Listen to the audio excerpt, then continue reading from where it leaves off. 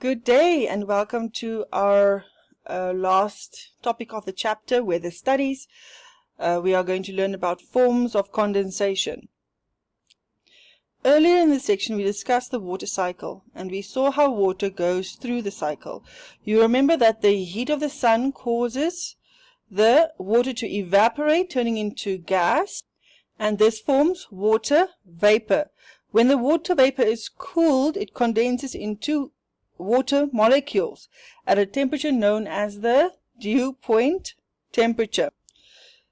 This is not a specific temperature, but it rather depends on the amount of humidity in the air, as we learn in our humidity unit.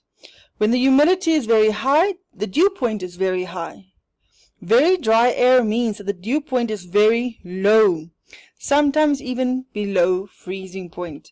The water molecules soon become visible as clouds, and when they join together and become heavy enough, they fall as rain, snow, or hail.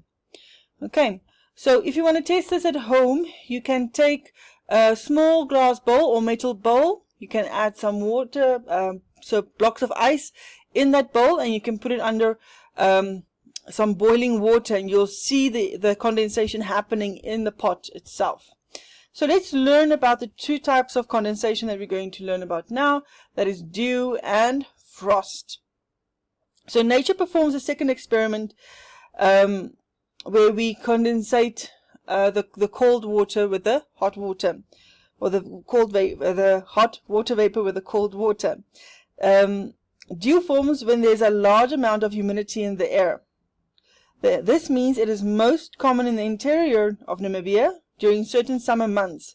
It also occurs during winter at the coast and in the winter rainfall near areas like the Western Cape of South Africa. Dew also needs clear, cloudless nights so that the earth can give off as much heat as possible and so cool down. When the earth cools down, the air above it cools down too. When it reaches the dew point temperature, the water vapor in the air condenses on cold surfaces. If any wind is blowing, it will prevent the dew from forming. So, dew forms when there's a large amount of humidity in the air. It occurs on cloudless, clearless, windless nights. If the wind was supposed to blow or will be blowing during this night, there would be no dew because it will move the air along before it can cool down. When the surface of the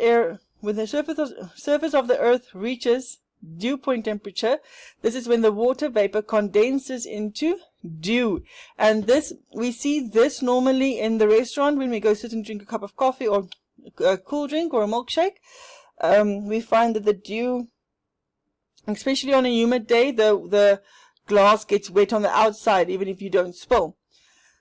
Then in nature we see dew collecting on grass or even on spider webs.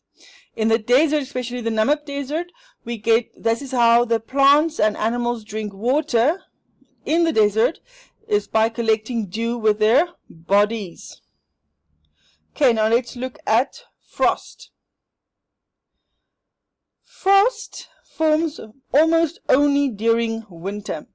It forms when the air is very dry on a clear, cloudless, windless night. Because the air is dry, the dew point temperature will be lower than in humid temperatures. Sometimes it will go below freezing point. When this happens, the water vapor will freeze directly from gas to solid. Now we have all seen this in Namibia, especially in the winter months, especially in the south of Namibia. And in winter, if we have good rains, then our car would look like this during the winter months as well. Okay, remember, frost kills small animals like goats and sheep. So the farmers have a very, very difficult time to keep their goats and sheep safe during winter times. And also it destroys crops. If you look around while you're driving around in Namibia or in Windhoek during the winter times, you'll see everybody's covering their plants with this white frost cloth, because that prevents the frost from sitting on the crops and it prevents it from destroying the crops itself. So it's important to understand that frost is not an enemy to plants and animals.